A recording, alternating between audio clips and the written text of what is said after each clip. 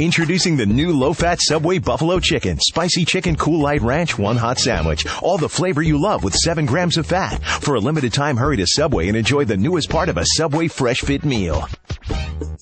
The BS Report is a free-flowing conversation that occasionally touches on mature subjects. First of all, This is the BS Report with Bill Simmons. it might be cool, I don't know. And if it's not, I don't The care. BS Report with Bill Simmons. Bill Simmons works for ESPN. He's also named the sports guy, and he writes a comical sports column. He must be a popular dude. The BS Report. It's got a real dirty sound, like a rusty steak knife cutting through a well-aged steak. Now.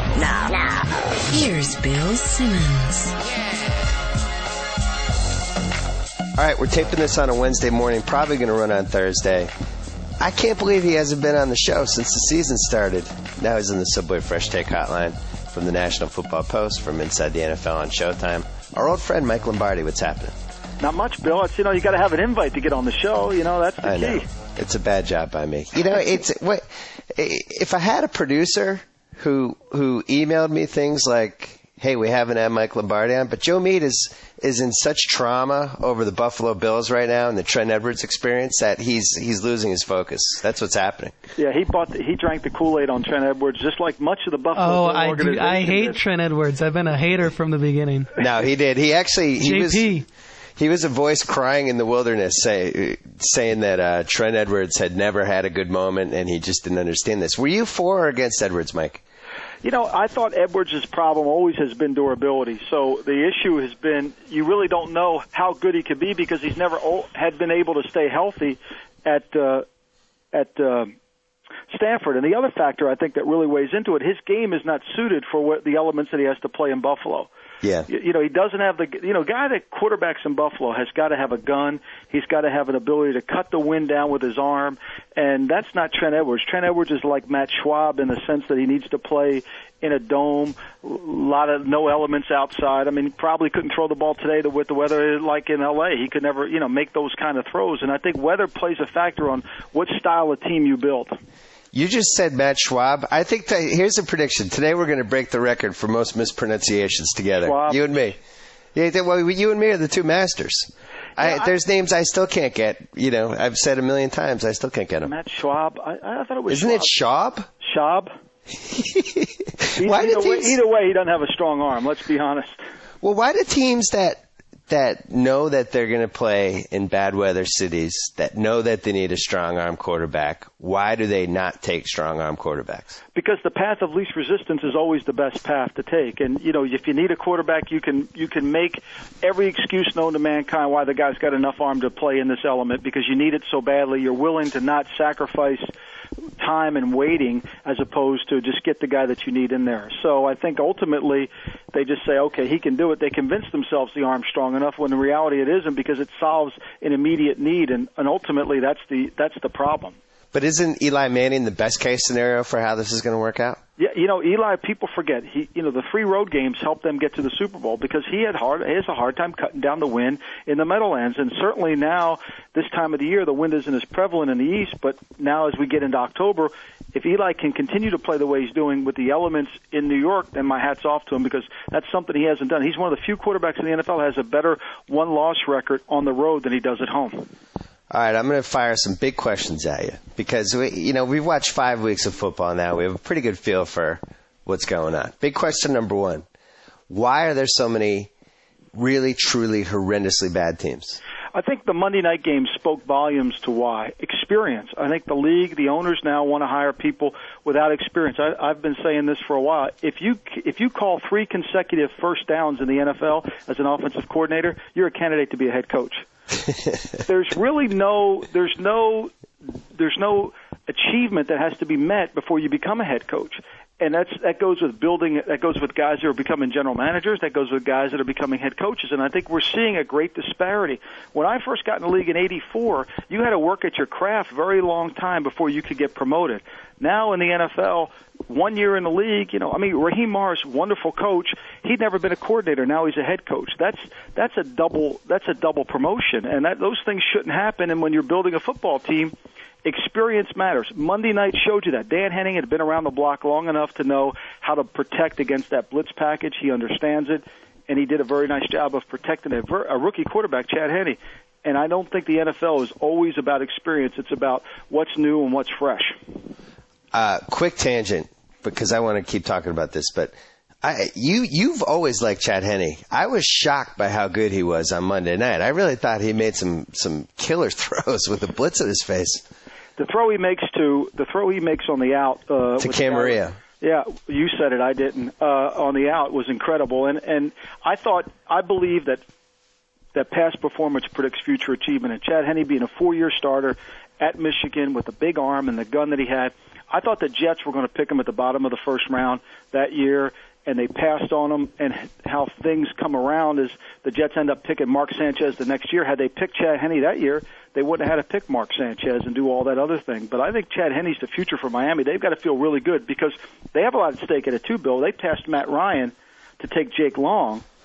Right. And we know Matt Ryan's very good, and Chad Henne has to come through, but I think Chad Henne will. Another guy who fits that bill is Ray Rice, who is past performance, future. What did you say? Past performance? Past performance predicts future achievement. It's a Bill Walshism that he just always believed. He always used to tell me if they play 4 years for them, they're going to play in our league. Right. And he was right. And he always used to tell me, don't take the 1-year player and look forward. Take the 1-year player and look back, meaning that there's a reason why the guy only played for 1 year. And that's your job to find out what the reason is, because that reason is going to show up when he gets here. Right. And, somebody like Ray Rice, sometimes it's almost like the scouts see these guys for too long, and they start thinking of reasons why they shouldn't succeed because they've had too long to think about it. It's like, hey, maybe this guy just gets yards. Maybe he just makes guys miss, It's what I call the too much tape theory. When a guy plays for 4 years, 12 games a year, he has a lot of tape on him. And you're going to find bad games in those tapes. And the scouts tend to look at those bad games and focus on that as opposed to the longevity of his career and the landscape of which he's performed. And that's the biggest issue is when you only play 12 games and only have 1 year and they're all good tapes, you think the guy's perfect. Well, there's a reason he hasn't played the other 3 years. All right, back to the bad teams. So, and really, I can't remember a season like this. I guess the closest comparison would be 2004 because in 2004, the bullies were just beating up the bad teams every week, and you had the Pats, the Colts, the Eagles, and the Steelers just killing teams every week, and there was never an upset.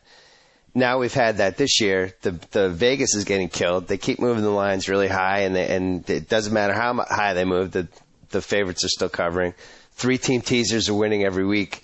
It's just a weird year, and I really think the reason is that the bottom is so bad, and people just keep underestimating how bad it is. So going through it, I mean, I guess you say the Raiders are the number one worst team right now because of the way they played in that Giants game. Wouldn't you say? They don't care. I mean, the Raiders have more talent. The Rams are the worst team by far. But at least they care a little, though. Yeah, at least they give a crap. Yeah, the Raiders are indifferent. They don't care. And that's ultimately why the Raiders always fail. People get all excited about the Richard Seymour trade when the reality was once Seymour gets accustomed, I mean, what was his quote last week? How are things in Oakland? Well, the weather's nice. Right. And once he gets accustomed to not having to work hard, not having to practice, it becomes an endearing quality to somebody. Yeah. So I'd put and then the quarterback is just so inept that you're just not going to do anything. He can't even complete like a 15-yard pass. Bill, they're the first teams. They're setting records that have to go back to the volumes because since 1960, they're the first team in the NFL that has had 4 consecutive games of less than 200 yards. Even the Art Shell era didn't have this. Right. So I'd put them 32 right now just because of the lack of passion. Rams 31 just because of the lack of talent, which you called on your blog on the National Football Post. You were saying that they had nobody left from their 2006 draft. They'd basically gone up to the plate and whiffed 7 times or 8 times or whatever, and now you look 4 years later, and this is when you really feel the effects. If you don't have any 4-year veterans from your draft, you're just going to get killed. The city of St. Louis should thank Matt Millen because their incompetence in their front office over the last 5 years has only been overshadowed. Overshadowed. Thank you because of Matt Millen in Detroit. Everybody focused on his incompetence as opposed to what was going on in St. Louis was complete neglect of a football team. And meanwhile, Millen made some bad wide receiver picks, but there are some guys that they drafted the last 5 years who are still on that team and playing pretty well. Whereas the Rams, ugh. I mean, who is other than the offensive lineman, I guess, like Donnie Avery, the best pick of the last couple of years for them? Really difficult. In the last, Chris Long isn't playing to the second-round pick. I mean, they passed on Matt Ryan. They passed on Mark Sanchez. They passed on Joe Flacco. They passed on quarterbacks because they gave Bolger all this money. And you and I both know the biggest fallacy of this whole system is if you can't evaluate your own players, you can't evaluate the new players coming in. And they made a mistake thinking Mark Bolger's going to be a good player. Do they flip Steven Jackson before the trade deadline? Because it seems like he would make a lot of sense for the New England Patriots. If this was the NBA, they clearly would. But in the National Football League, nobody seems to have that. It sends a bad message, I think, to the fans that were giving up. But if you're prudent, I think they could use Steven Jackson in a Herschel Walker type. Not that they're going to get as much as they got, but they have to take the approach that Jimmy Johnson did with Dallas, is use Steven Jackson as your only asset and trade him and get it whatever you can for him, because whether he plays or not, you're going to keep losing. I mean, the one thing about the Rams, they're so bad. This any given Sunday, Burt Bell coined the phrase back in 1936, on any given Sunday, any other team. Well, it doesn't apply this year because the Rams could play the Colts 20 times. They're going to lose 20 times in a row. Yeah, I wrote in my column last week, one of the reasons I said that you couldn't make the Vikings line high enough was they averaged more points a game through 4 weeks than the Rams had scored all season. Yeah. But this is like a significantly horrible team. I think they should flip Jackson. I know it's tough with the salary cap, but you have an uncapped year next year. And if it worked, whatever, if they could work it out with the cap this year. Like, say the Pats offered Lawrence Maroney, the Raiders' 2011 number 1 pick, and like a number 2 next year.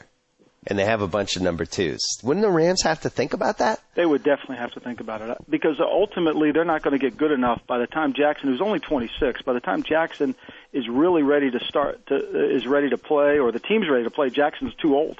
Right. And for the Patriots, as you pointed out this week, you can't run that offense if you don't have decent running backs. Lawrence Maroney is now Section 8. He's Private Pile. He's headed for the bathroom with the gun.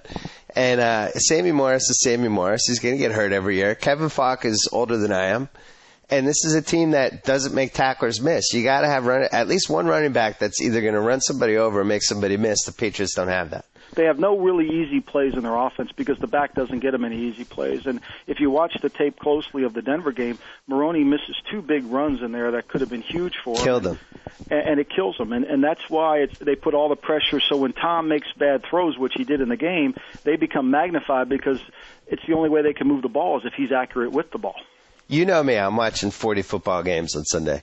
And they're running backs that make guys miss and get the extra couple yards, and they're guys that just hit the first guy and fall down, and Maroney's one of those guys. And he only had 5 carries in the game on Sunday, or 6 carries or whatever, but he's just not good. And I'm sure it was 6 more than after they watched the tape they wanted to give him. Right. But then you look at somebody like Moreno on Denver, and that's a guy who always seems to fall forward. The first guy will hit him. He can spin off. He'll always get the extra 2 yards, 3 yards. He can catch the ball at the backfield.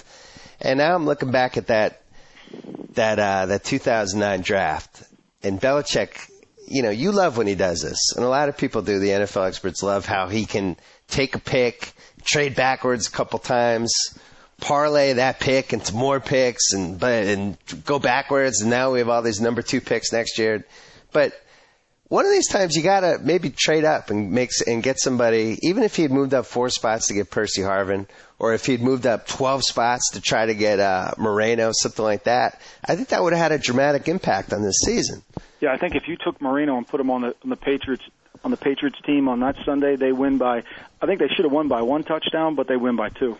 Yeah, and if Brady hits Moss at the end of the first half, that game's over, and he overthrows him by 10 yards. It's the second consecutive loss that they've had on the road where they didn't score in the second half. Yeah. And there were plays there to be made when you watch the tape. I mean, Welker's running down the seam wide open, and there were a lot of plays that they had opportunities to make. But when Tom's 6 for 14 in the second half for 63 yards, you're not going to win many games. I know you love Belichick. You have a man crush on him. You have a big shrine for him in your house, big picture you look at every night.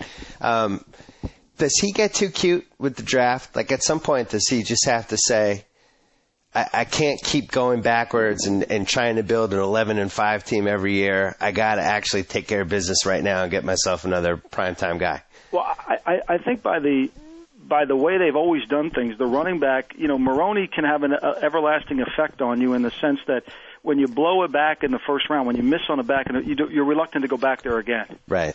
And I think ultimately that's probably where there were so many defensive problems that and I'm not trying to make excuses, but I think the perception was, including my own, once Brady comes back, they'll be fine on offense, and this running back by committee can really work fine because we got Tom back. When ultimately, they really could use. Could you imagine if you had Ahmad Bradshaw on the Patriots?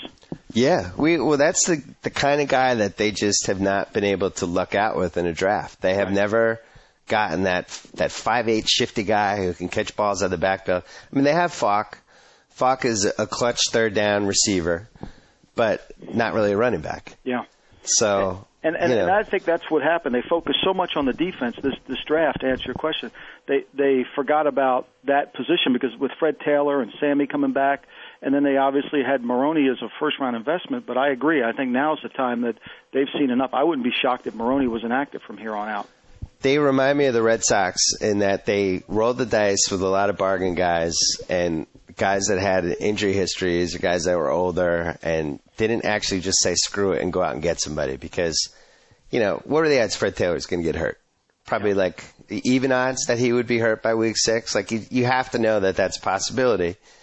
And, I also wonder the Seymour trade, and then watching Brady these first 5 games, and I wrote about this a couple weeks ago and people from back home got upset, but I do wonder if Belichick was watching Brady thinking, I don't think he's going to be the guy this year. I think he's still a year away. Maybe let's go for 10-6 and maybe hope that in November, December we get better. But I want to hedge my bets and make the Seymour trade for the future. Yeah, I think the Seymour trade, was definitely for the future because ultimately he realized that he was never going to sign Seymour. And so. Yeah, but what about the Brady component? Like, you've watched Brady these games. He's been below average for him. I mean, how many throws has he missed? Yeah, a lot. I was talking to somebody else in the league just this morning about it. And if there was anybody else but Tom Brady, there would be more outcry. And, there's the Jet game. I mean, you can go back. They could easily be undefeated. Even when they've played well against Atlanta and Baltimore, you just didn't get a sense that there's a rhythm yet. You think it was coming, but he hasn't gotten to his rhythm yet. And the Brady factor has got it. He's going to have to show, like Peyton did last year around this time, that he can get it back. Atlanta was a team that did not show up for that game, and they should have won by 30 points. And Brady kind of kept Atlanta in the game by missing throws. And then last week, I hate to say it, he just wasn't good. He's not that confident. He doesn't move around that well, and he's missing guys. And then you watch Peyton Manning that night, and that guy is like, he's never played better. We've never seen Peyton Manning play better, have we? No, and unfortunately for Tom, and I think he would admit this because he's critical of his own self, is he wasn't the best quarterback on the field in Denver that day. No, Kyle Orton kind of 2001 Brady'd him. Yep, he did. He really did. All right, back to the bad teams. The number 30 team. So we got the Raiders, the Rams, and then, who would you put in that 30 spot? Stick with the state of Missouri. You've got Kansas City, or you can go Tampa here. I'd go Tampa. Tampa has more offensive weapons than most teams do. They can move the ball. They can't catch it very well at times, but they can move the football. Unfortunately, defensively, they're caught between 2 schemes. They have players from an old scheme, and they're trying to run a different scheme, and they just don't have enough coverage people or rushers. The coach, it's the equivalent of ESPN taking somebody who was like fetching coffee and making him like an editor. You can't promote somebody who is a secondary coach to the head coach. You've got to at least be a coordinator for a year, right? Well, Lincoln did this in the Civil War, where he's making guys generals that were just promoting them up in the battle. That's why the war kept going on. I think you would think we would have learned that, but obviously some people didn't. Again, experience matters, and I think when you get in a difficult situation, especially when you're losing, it takes experience to figure out why you're losing and how to correct the problems. And when you don't have that experience, it's very difficult to fix the problems, especially building a football team. If you're Tampa and you know you're going to be young at quarterback, you got to find ways to to alleviate the problem, to find ways to help him get through it. And good, experienced teams know how to do that. Baltimore last year, they're going to be heavy in the running game. They knew Flacco. That's how you build the team. You build your team to complement what you don't have. And McDaniels, I think, is a different story. It was funny to see those guys lumped in together, Morris and McDaniels, because McDaniels was unbelievable as the Pats offensive coordinator, and across the board, everybody raved about him. Belichick, who turns into an ice queen when anybody leaves him, was gushing about him when McDaniels took the job, and it was like almost uncharacteristic. Like, wow, Belichick really loves this guy, and even saw it last Sunday. This was a guy that was clearly ready for a job, and Morris is the opposite. Are you surprised at all by what's happened with the Broncos? I remember I emailed you my sleeper prediction. You're like, they're terrible on defense. No way. And they got better on defense, yeah. So what happened on defense? Well, I think they settled down on a scheme, and they've got a lot of veteran players that know how to play the game. They may not be the fastest defense in the league, but they know how to play football, and they're smart. And the difference between where I think people make a mistake here is Raheem Morris and Josh McDaniels are not the same guy. They may be the same age, but they're not the same guy in terms of their level of experience. Yeah. You know, Josh McDaniels got more involved with the Patriots and got more responsibility because he was doing a good job at the level he was. So he kept moving up the ladder, where Raheem Morris had never had an opportunity to move up the ladder. So even though they're the same age, their level of experience is vastly different. And ultimately, that's why there's a difference in the product on the field. Have you been involved in a team? And this is, when you talk about a real true sleeper, part of it is you need a little luck early on. You need the easy schedule. And then you also need like that, nobody believed in us. Oh, my God, how are they 5-0? And everybody gets swept up into it, and it becomes like this. Yeah, everything takes a life of its own almost. Have you ever been involved in a team where that happened? No, I've never been that fortunate where, I'm at the end of the game, a ball pops up in the air that should be, and the guy runs it 90 yards for a touchdown. And, he's been very lucky. And I'll tell you, they've trained themselves now to win close games. They're the 2009 version of the Miami Dolphins. Yeah, but we see it every year. There's always one team. There's always one team that was an underdog, that felt like they were disrespected, that believed in each other, that most importantly got breaks. Because we both know that in football, you need breaks, you need luck. That's part of it, right? Like 25%. Oh, I mean, 30%. I mean, look, you can shift it around. I mean, Cincinnati's 4-1, but they could easily be 1-4. I mean, they've had a couple breaks in their games that has gone along. They've had a couple that have gone for them against them, and they've outweighed them. So I think, clearly the case. So we have. I'm going to say the Bucs are 30. I'm going to say the Lions are 29. Even though they're frisky, they're staying in these games. But I think they can only give you a half. I mean, that's all they can give you. They can give you a half, and they make the game competitive for half. And then eventually their lack of talent shows up, and they can't quite function. But they are competitive, and they're well coached, and they're tough to beat. You're going to have to beat them. They're not going to beat themselves. And that's the other element that goes into this game is more games are lost in the NFL than they are actually won. And the Lions, even though they turned it over a little bit, they don't really beat themselves as much. They give up too many big plays, but they don't beat themselves. I'm going to put the Bills at 28, only because their defense isn't awful. But they're so small, Bill. See, the other problem with the Bills are the fact that they're built by the design of their team is completely wrong. They're a little team. They always have a lot of injuries because they like smaller players that are quick and fast, and they can't hold up to the pounding of the NFL season. They go 4-0, and then they can't win any more games. They win 3 the remainder of the year last year. They're too little, and they really misevaluated their whole team. This team, to me, is exactly what's wrong with the league. They're bad in their production and bad in their design of their football team. I mean, whoever thought that they could actually win a game with that offensive line in the off season, to me, was mind-boggling. They trade away their best left tackle in Jason Peters. They don't have a right tackle. When you're sitting at the design board, you say, the only way we can win is if we can win the offensive line, and you're giving away the offensive lineman. Do they move Owens before next week? I don't see if there's a market for Terrell Owens. I know Drew Rosenhaus thinks there was, but when he signed with Buffalo, that might have been the only team really competing for him. So who's going to take him? Miami could use a receiver. I don't think they want to walk down the T.O. Road. That's a little bit difficult. T.O. Road is a little dangerous. Yeah. A lot of potholes in T.O. Road. Yeah, Parcells has been on that road before. He didn't really actually want to do it. So I don't know where there's a market for him. Well, there's always Dan Snyder. Well, yeah, Dan Snyder, he's got bigger problems than just T.O. right now. You wouldn't say maybe the Bears?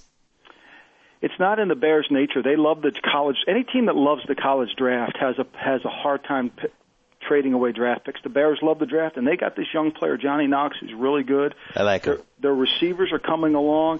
T.O. would only add more problems than he would solve for the Bears right now. I know the name sounds good, but the player T.O. isn't the same player we remember. Remember, this guy was second in the league in drops the last 2 years. But still commands a double team, though, sometimes. Yeah, he still does, but he's got to fit into the offense. He's got to know what to do. There's a lot of problems that go with T.O. Next spot. Well, so would you say the Lions are worse or the Bills are worse? I think the Bills are worse than the Lions. I think you talked me into that one. Next spot is up for grabs, in my opinion, between the Chiefs and the Redskins, which was the weirdest line of the week. Vegas has the Redskins favored by like 7. I think both of these teams are equally bad, and if anything, I like the Chiefs a tiny bit more just because of the injuries that the Redskins have had. And the Chiefs at least play hard. They try. Yeah. I mean, they're just not good enough. But the Redskins, they're I don't know what they do. Really, they don't have any playmakers on. I mean, Clinton Portis' long run last week was 7 yards, and I've been writing about it all week. Clinton Portis, to me, is the NBA player has to double pump to get his shot off because he can't jump anymore. Right. And so he's got no burst, and if your whole team's built around one player who's supposed to be a star and he's not a star, what kind of team do you have? So like the Chiefs a little more, but they're both bad. Yeah. And then I got to put the Panthers in this group of the bad teams. I think they stink. Another design problem by the Panthers. They have one receiver. Dwayne Jarrett hasn't worked out, and their running game. You can't win in the NFL with a running game alone. You need big plays from your receivers. Teams double Steve Smith. They don't get the big play in the running game. They don't get the big play in the passing game. And you know what? They can't make any plays. Offensively, they're easy to slow down because they're too one-dimensional on offense. That's a lot of bad teams. I think we just named 9. Yeah, no, Bill, when you sit and do the power rankings, I was telling this to Phil Simms this morning, when you do the power rankings, it's really kind of a good therapy to do because you take 10 bad teams and you lump them together. Then you take 10, not good but okay teams, and you put them together, and then you break down 6, and then you leave with 4. It's really kind of an easy clump of guys. Now, there's very bad, average, but the very bad teams could never beat the really good teams. I mean, the Rams could, like I said, could play the Colts 20 times and never win. The Rams could play the Giants 20 times and never win. Well, when I had my Power Poll division, my Power Poll column, what used to be called the Rod Rust division, which I had to now change to the Rod Marinelli division because he went 0-16. But so that division would always have like 1 or 2 teams, and then I'd have the Bruce Coslett division, which might have like 3 or 4. This year, between those 2 divisions, there's 9 teams, which I never remember before. I saw Rod Rust at NFL Films 2 weeks ago, and he was very disappointed. He's been left out of the column. Maybe I'll bring him back. Maybe I'll call it the Bruce Coslett / Rod Rust division. He's at least entitled. He worked hard for that achievement. So, do you see any of these teams at least getting a little frisky? Like the only team I could see out of the 9 we talked about is the Chiefs, at least like giving teams a game, and maybe the Lions. To me, the Chiefs' problem when they go on the road, their offensive line kind of falls apart. So I don't see them. The Lions are frisky. They play hard. They try. They have a little blend of youth and experience. I mean, they've got some older guys on the team. So, and then Calvin Johnson can always make 2 or 3 plays. And I thought the quarterback, before he dislocated his kneecap, I thought he was really playing well. So I think the Lions are the only team that when you play them, you're thinking we better play good today if we're going to beat them. Stafford fit your theory of the guy with the cannon arm in the cold weather team. It's almost a shame to waste that arm in the dome. Yeah, I wish he was in 10-degree weather. It'd be so much more fun. Let's talk about the elite teams. Are you sold on Minnesota, or have they not played anybody yet? Well, I am sold in the sense that Favre's proved to me that he, at least in September and early October, he's willing to throw it up. The first 2 games I wasn't, and I challenged him to throw the ball. There's no way you can win with a running game in the NFL, and Favre was averaging 5.5 per attempt. And then against the 49ers, he threw it a little bit better up the field, and then, of course, against the Packers he did. So I'm still not sold on the Vikings. There's something that always bothers me about the Vikings, but they are playing much better offensively than I thought they would, and Favre's playing better than I thought he would. They do fit a couple of the Lombardi Simmons categories, though. They do a couple things really well, right? They rush the passer, and they can stop the run, and they make big plays. So that's one thing. They can control the running game if they have to, as long as you're not totally stacking the line on them with Peterson. And they also have guys who can break plays. They have multiple guys who can break plays, which is why they're interesting, because it never feels like they're either out of a game, or you never feel safe if you have the other team and the Vikings are up by 3, because you just feel like at any time somebody could break a 65-yard touchdown for the Vikings. That's why I feel like they might be a little more dangerous than maybe the schedule has made it seem. The schedule, there's still some red flags, but if they can get home field in the NFC with and keep Favre inside basically for all of January with the weapons they have, I do think they're dangerous. I'm going to do a 180 on it. I think you're right. You've got to keep them inside and keep them out of the cold weather, and the dome is a factor, especially for Jared Allen, who's tremendous getting off the ball, and with the crowd noise, he's even more impactful in the game. So everything's evolved around that crowd, that dome team that they have, and you're right. And the other thing I think that helps them this year is Harvin's ability to return the ball. Yeah. Helps them with vertical field position, and that's critical, because we know the Brad Childress operation with special teams is always a dilemma. Yeah, now it's at least a zero-sum game. They're going to give up the big returns on the other end, but Harvin might match that. So it's like the Niner game. I mean, really, yeah. If Harvin's not on the field, they don't make the return, and they get a field goal block for a touchdown, which is classical Viking special teams. But they were able to overcome it. They've kind of balanced off their negatives. It's funny. Last year was the year that home field advantage was proven that it didn't really matter, and I think we've been slowly heading toward that the last few years because of the new stadiums and all the other stuff and the quarterback headsets. But I think this year in the NFC, home field advantage is really going to matter, because if I'm the Giants, I'd kind of rather have Eli in one of these domes in January, And if I'm the Saints, I want to be home. And if I'm the Vikings, I want to be home. So how that 1, 2, 3 shakes out is going to be fascinating. Yeah, the Giants are sitting in the catbird seat. They feel like if we lose, we win, because we can go into a dome and then we can play New Orleans and we can play Minnesota with nice, and we don't have to worry about the weather, and Eli can throw the ball without win factor.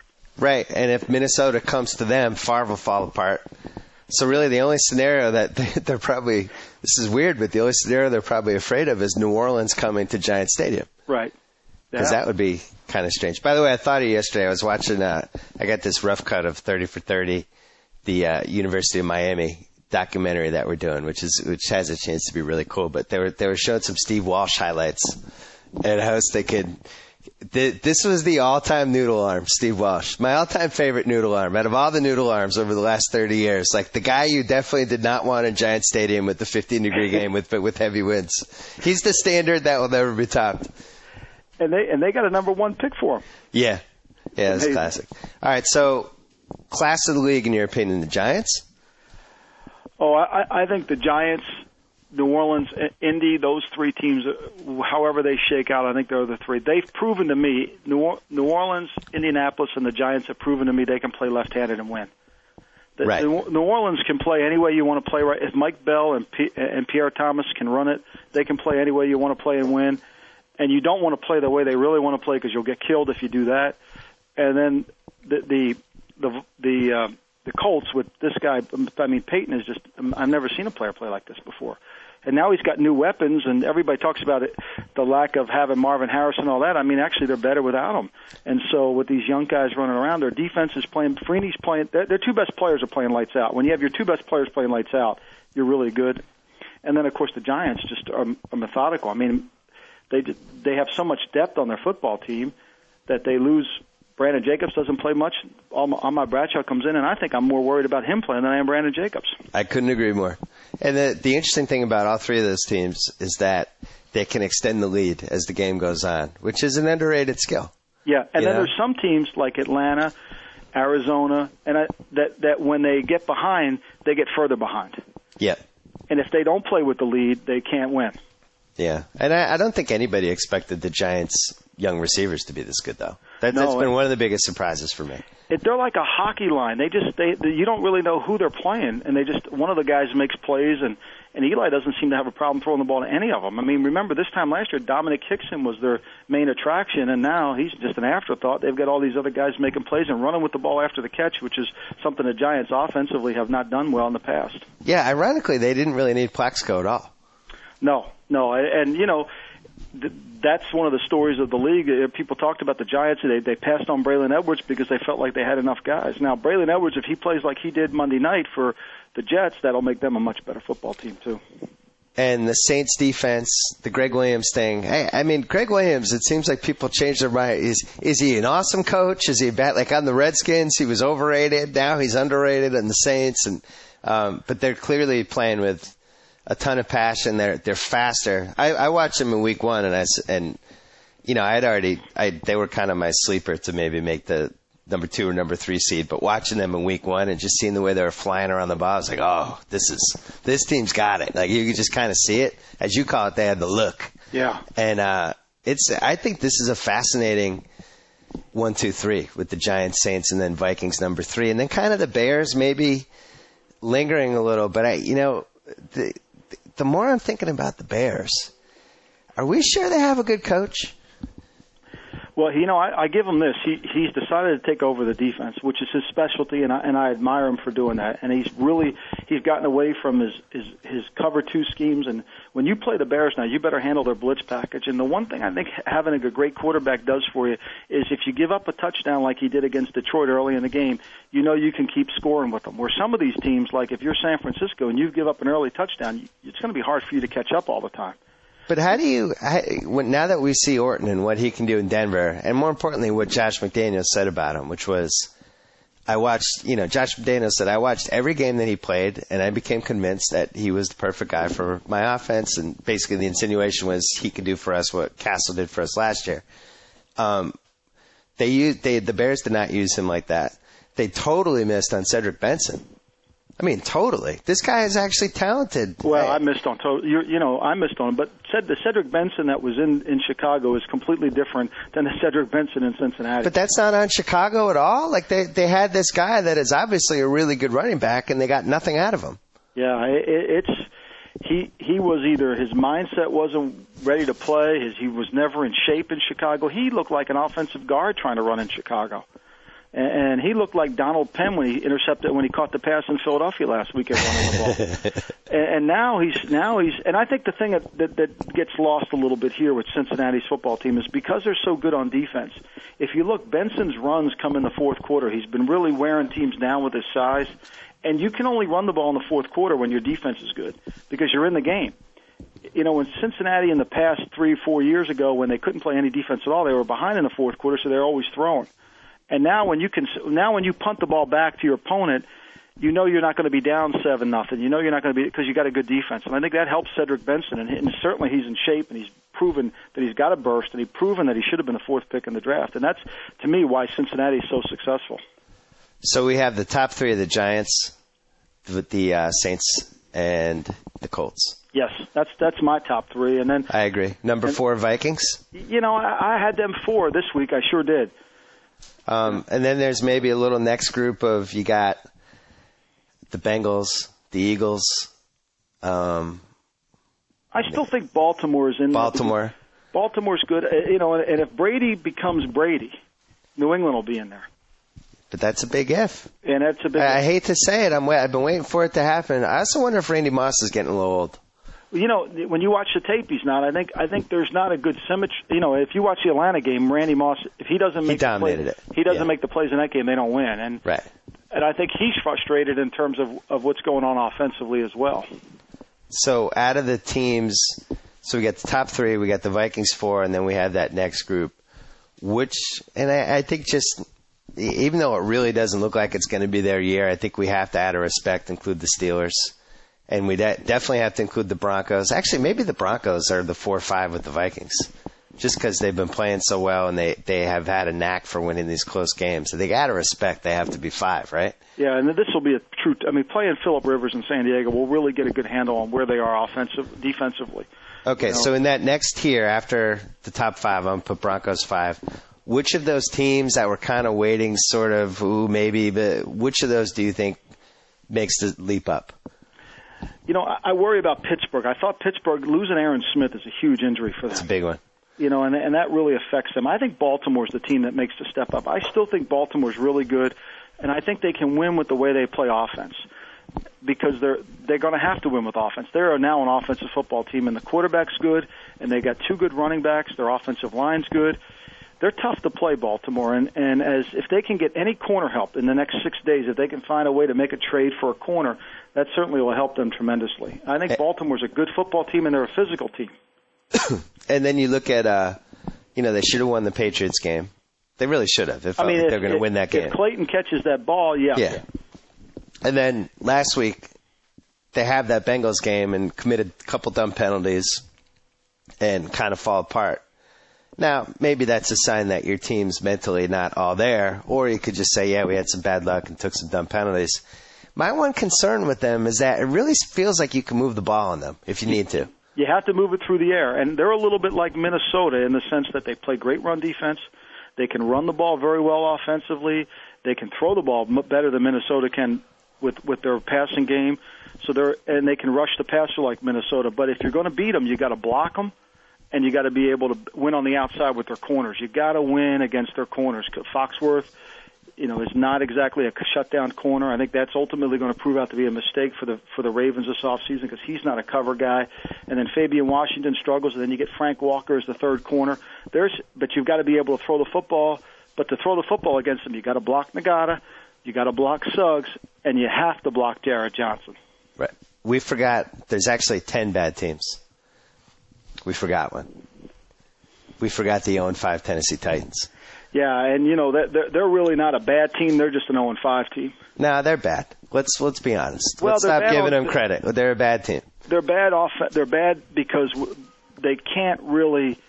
They're the second. They can't win the game with their defensive line like they used to, and that's the only way they could hide their secondary in the past. And now their secondary is exposed. But their secondary got banged up. Their defensive line isn't the same. I think the quarterback is now a little too old, and it kind of snowballed. But yeah, maybe you'd say they're they're the best bad team of the 10 bad teams, but they still stink. I'd love to play them this week. You got to throw the ball on them, and you can throw the ball on them. And look, I think Kerry Collins, what we're seeing is the perfect example of when he has to play out of his element, which is from behind and without being able to run the ball. Then you see the Kerry Collins of old. But when Kerry can play with the lead and can manage the game effectively and throw it 24 times, then they can win with that. But again, the Titans have to play a style. And when they don't play that style, they can't win. And that's proven out. Obviously, they're 0-5 this year. But the style is so important to some of these teams, whereas when we talk about the Saints, we talk about the Colts, and we talk about the Giants, they can play any style.